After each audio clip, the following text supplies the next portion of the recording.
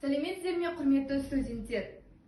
Біз Талғар жоғары медициналық колледжінің 109 М9 мергерісі бөлімінің студенттеріміз. Қоға құштар жобасы бойынша өз кәсібіңдегі көркем әдебиет атты квинтімізді ашық деп жариялаймыз.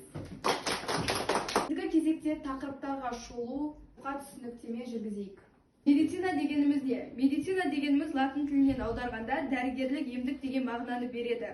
Адамдардың денсаулығын нығайту, сақтау мен сырқаттарды емдеу, аурулардың алдын алу, денсаулық және жұмысқа қабілеттілік жағдайында адамзат қоғамында өмір сүруге жеткізетін көздейтін тәжірибелік жүйе.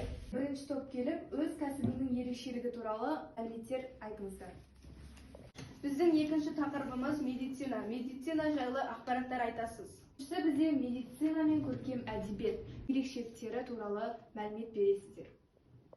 Өз кәсібінің ерекшеліктері, яғни менің мамандығым медбике. Бұл жерде біздімізге өте жоғары әсер сезіне аламыз, себебі бұл ерекше мамандық.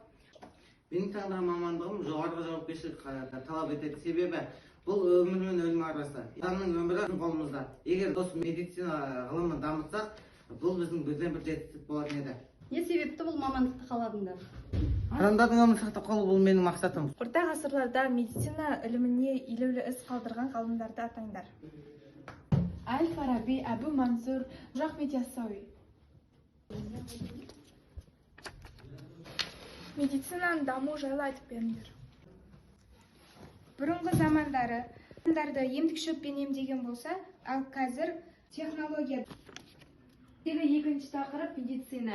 Енді медицина туралы айтып өз түсініктеріңізбен бөлісіңіздер.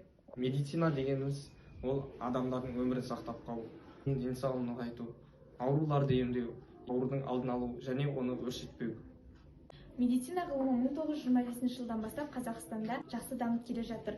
Оған дәлел қазіргі балалардың хирургиясы. Медицина сөзін естігенде көздерінің алдарына не елестейді? Медицина дегенде адамдарды құтқару және оны өмірін сақтап қалу.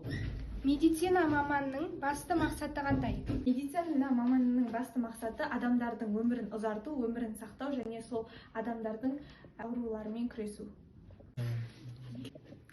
Медицина маманы болу үшін адамның бойында қандай қасиеттер болу керек? Адамгершілік пен мейірімділік деген қасиеттер болу керек. Жақсы. Үшінші тақырып медицина мен көркем әдебиет. Үшінші топ сіздер медицина мен көркем әдебиеттің айырмашылықтары мен тұтастығын түсіндіресіздер. Бізге берілген тақырып медицина мен көркем әдебиет. Жалпы медицина дегеніміз не? Медицина адам өмірінде маңызды бір салалардың бірі болып табылады. Және медицина саласында жұмыс істеу үшін көптеген жауапкершілікті талап етеді. Және көркем әдебиет дегеніміз ол өнердің бір түрі. Медицина мен көркем әдебиеттің байланысы туралы Алмат айтып берсін. Медицинаға көркем әдебиет тығыз байланысты. Себебі келген бір адам науқас ауырып қалған жағдайда оны іспен ғана емес, сөзбен де емдеуге болады. Бұл мамандықтың ұнаған себебі? Бізге бұл мамандықтың ұнаған себебі адамдарға көмектесу, жәрдемдесу, бұл сауап. Сен болашақта өзіңді қандай дәрігер ретінде елестетесің?